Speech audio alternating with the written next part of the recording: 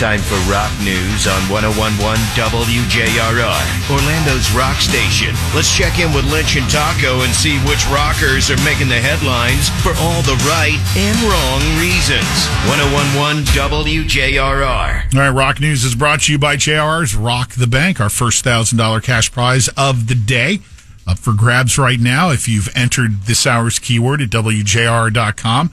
Cool, you're entered. Good to go. If you missed it for any reason, you still got, a good 30 minutes or so to enter happy at WJR.com. HAPPY. Enter that at our website. You will receive a confirmation text message when you enter happy at WJR.com. Okay? Let's begin. If you didn't catch the news over the weekend, Bob Weir, co-founder of the Grateful Dead, passed away. Yeah. He was 78. Complications from lung issues he's had over the years, and obviously his impact on the music world, enormous. The tributes pouring in from left and right, and he's definitely one that's going to be missed. Obviously, you're either a fan of the Grateful Dead or you're not. There's not a lot in between on that. But still, as you said, he impacted music in a huge way. The jam band. I mean, that's where it all started, man. So, anyway, what else we got happening here? If you're a fan of memorabilia, there is one gentleman who passed away who was the owner of the Indianapolis Colts. That's Jim Irsay. Yeah. Jim is a huge rock fan and memorabilia and pop culture fan in general, and had this huge collection of stuff. And some of the things in his collection, absolutely amazing. Speaking of the Grateful Dead, he owned Jerry Garcia's Tiger guitar. He had the working lyrics for Bob Dylan's The Times They Are A-Changin'. He had Kurt Cobain's Smells Like Teen Spirit Fender Mustang. Wow. He has Steinway Model D grand piano that was used on tour by Elton John in the mid-'70s and played by Paul McCartney at Live Aid. And the list goes on and on and on. So, what's up with it? All this stuff is going up for auction. Christie's is doing this. Portion of the proceeds will be donated to causes championed by Irsay throughout his life. So, although they'll probably be quite pricey, they'll have new owners, and some of that stuff going to do good as well. Going to be several different auctions running via Christie's in New York City.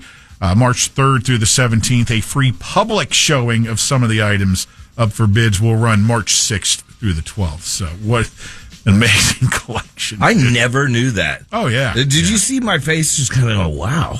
He was especially with the guitar collection. Uh-huh. He's well known for that. Black Crowes' new album due out in March. It'll be their 10th studio album called A Pound of Feathers. March 13th, it's coming out. Chris and Rich Robinson let two of the tracks that'll be on that album out over the weekend if you want to give a listen to Profane Prophecy or Pharmacy Chronicles. And one thing that stood out to me here is that, keep in mind, these two weren't even on speaking terms for the longest time, for years, right? Yeah. We've chronicled all that and gone through it, and they're back together and doing their thing and have been for a while. They knocked out this album in 8 to 10 days from start to finish, the whole thing. Wow. Yeah, that's impressive. As perfection as artists try to be now when doing a new album, 8 to 10 days of a whole new album, that's pretty damn impressive. I don't care who you are. It's impressive, but I still think they're dicks for what they did at Earth Day Birthday with the big old sub. You got to let it go, Todd. I don't know. It's approaching 30 years on that, I think. We in their green room, they requested, and we gave a big old sub, like probably 6 foot long. Actually, I don't think they requested that, and that was the issue to start the food fight. Oh, okay. Well, either way. I don't know if they were expecting a Michelin star chef.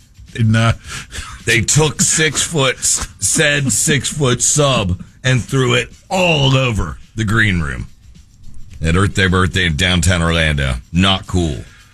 Leonard Skinner will make an appearance in the Super Bowl. Well, their music will anyway. Someone has licensed Freebird to be used in an ad that will run during the game.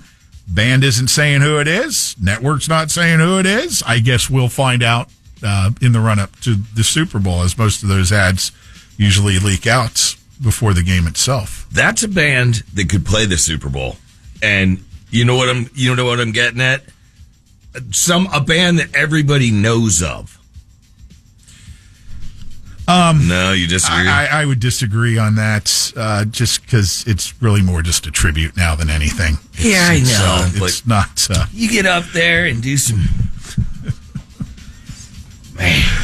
Black Label Society will honor Ozzy on their upcoming album. They've got their 13th studio album called Engines of Demolition coming out March 27. 13 new songs, including one called Ozzy's Song, tribute to the late Ozzy Osbourne. Of course, you know that Black Label Society leader Zakk Wylde, Ozzy's guitarist, going back since '88's No Rest for the Wicked, and was by his side during Black Sabbath's final Back to the Beginning concert last year. The band kicks off North American tour February 27th in San Antonio, and Wylde will also be performing with his tribute band Zack Sabbath on those dates as well. So be excited to hear Ozzy's Song and what Zakk and his guys came up with in honor of Ozzy. Well, if they come through here, he better come on the show like he always does. He's been on the show once. No, he hadn't. He's been on the show at least twice. Once. Really? Yeah. Oh, it's just that it was so long that he stayed on. Yeah, we were like... For like an hour or so. Oh, it was longer than that. Yeah. Maybe that's why. He's invited here anytime he wants to come in. Of course. That's why it seemed like it was a few times he's come by. I'm telling you, I think it was a few times. Speaking of Ozzy, Jack Osbourne says that Ozzy has been visiting family members in their dreams. Oof. Hey. I don't want to poop on anything, but couldn't that bitch just be you dreaming about him? Yeah. And one final humorous element here.